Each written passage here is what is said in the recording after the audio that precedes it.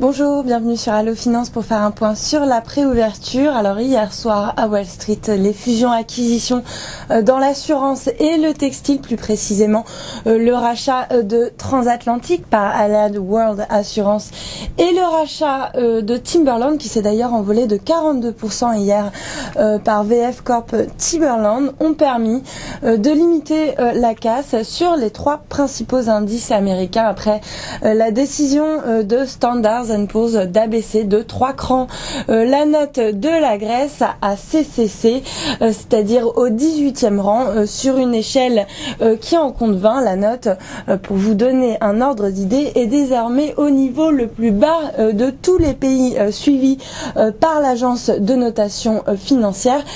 Pire par exemple que la note de la Jamaïque, du Pakistan ou encore de l'Équateur qui eux ont une notation B-.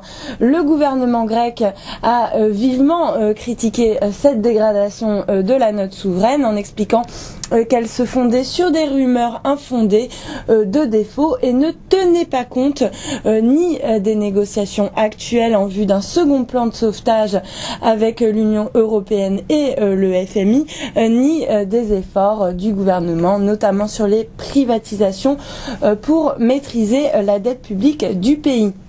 Dans ce contexte, le Dow Jones termine à l'équilibre. L'indice gagne 1 point, soit 0,01% à 11 952 points, tandis que le Nasdaq, lui, recule de 0,15% à 2639 points. Le S&P, pour sa part, parvient à grappiller 0,07% à 1271 points. En Asie, en revanche, la morosité a laissé place au rebond, à l'image du Nikkei qui bondit de 1,05% à 9547 points.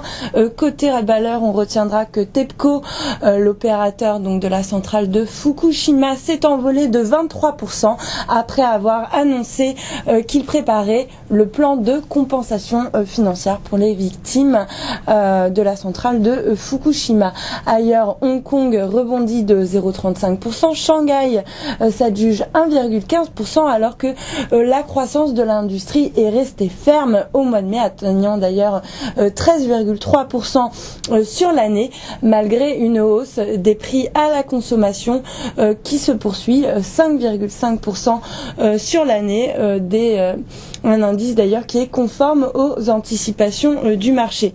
Taïwan s'adjuge 1,32%, Séoul 1,42%, Bombay grappille 0,2% alors qu'un resserrement des taux semble imminent pour contrer une inflation qui culmine désormais à 9,7% en glissement annuel. En Europe, après une séance la veille à l'équilibre, les marchés devraient suivre le rythme initié par l'Asie et rebondir donc dans les premiers échanges. On attend le CAC autour des 3828 points à l'ouverture, ce qui représente une hausse de 0,56%. Voilà pour la préouverture. Excellente journée sur Allo Finance.